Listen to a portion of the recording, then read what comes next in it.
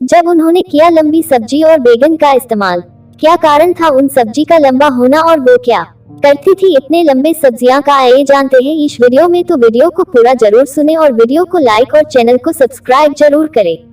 एक बार एक सब्जी मंडी में ज्योति ने दो महिला सब्जी विक्रेताओं को हंसते हुए यह कहते सुना कि सीमा भाभी हमेशा लंबी सब्जियां ही क्यों खरीदती हैं। सब्जियों के लंबे होने पर था जोर। ज्योति को कुछ समझ नहीं आया। सब्जियों की लंबाई के बारे में कोई क्यों सोचेगा। उसने अपनी खोज हमारे साथ शेयर की। कल रात की बारिश के बाद सुबह बहुत सुहानी थी। बारिश से नहाई प्रकृति बेहद आकर्षक लग रही थी, ठीक वैसी ही जैसे एक लड़की नहाकर निकलती है। मैं भी नहा धोकर सब्जी लाने निकली थी। सुबह सुबह काफी सब्जी वालों की भीड़ थी। इसी बीच मेरी मुलाकात सीमा भाभी से हो गई। वे भी सब्जी खरीदने निकली थी। मैं जब सब्जी खरीद रही थी, इसी बीच मैंने कुछ सुना। सीमा भाभी को लेकर दो सब्जी वालियों में खुसफुसाहट हुई। आज भाभी ने बड़े लंबे बैंगन लिए हैं और साथ में लंबा खीरा भी है। मुझे ये बात सुनकर थोड़ा अजीब सा लगा कि सब्जी तो सब्जी होती है, अब इसमें मैथर्स को क्यों घुसाना। खैर इस उधेड़बुन के साथ मैं घर आ गई। कुछ दिन ऐसे ही बीतने लगे, लेकिन मन में ये बात बैठ गई थी कि सब्जियों का लंबी होने से क्या कनेक्शन है। मेरे पास उस वक्त अपना पर्सनल फोन भी नहीं था जहां गूगल सर्च करके तुरंत पता कर लूं, और इतनी हिम्मत भी नहीं थी कि किसी से फोन मांग कर सर्च कर लूं। लेकिन इतना तो लग रहा था कि जिस चुटीले अंदाज में वो शब्द कहे गए हैं, इसके पीछे जरूर कोई अतरंगी बात है। मैं अपने सवालों की लिस्ट के साथ ऐसे ही सोच में पड़ी थी। इसी बीच पता चला कि मेरे पड़ोस में रहने वाली दीदी गर्मी की छुट्टियों में वापस आई हैं। उनका नाम छबीली है। मैं और दीदी एक दूसरे से कई सारी बातें शेयर किया करते थे, लेकिन आगे की पढ़ाई के लिए वे बाहर चली गई और हमारा संपर्क टूट गया था।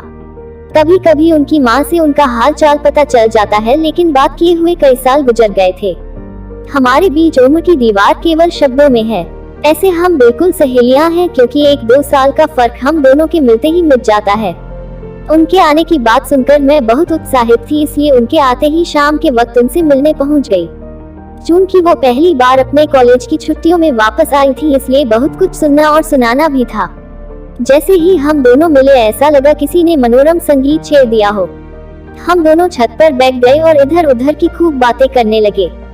इसी बीच मैंने उनसे पूछा, अच्छा छबीली दी, एक बात कई दिनों से मन में है, आपसे ही पूछ सकती हूँ क्योंकि किसी से शेयर नहीं कर सकती। हाँ बोलो ना ज्योति। उनसे सहमति मिलते हुए ही मैंने कहा, आपको पता है उस दिन मैं सब्जी लेने गई थी तो वही सीमा भाभी आई थी। वो सब्जी खरीद रही थी कि तभी पीछे से दो सब्जी बेचने वाली औरतों ने बोला, भाभी ने लंबे बैंगन और खीरा खरीदा है, और फिर वह जोर से हंस पड़ी।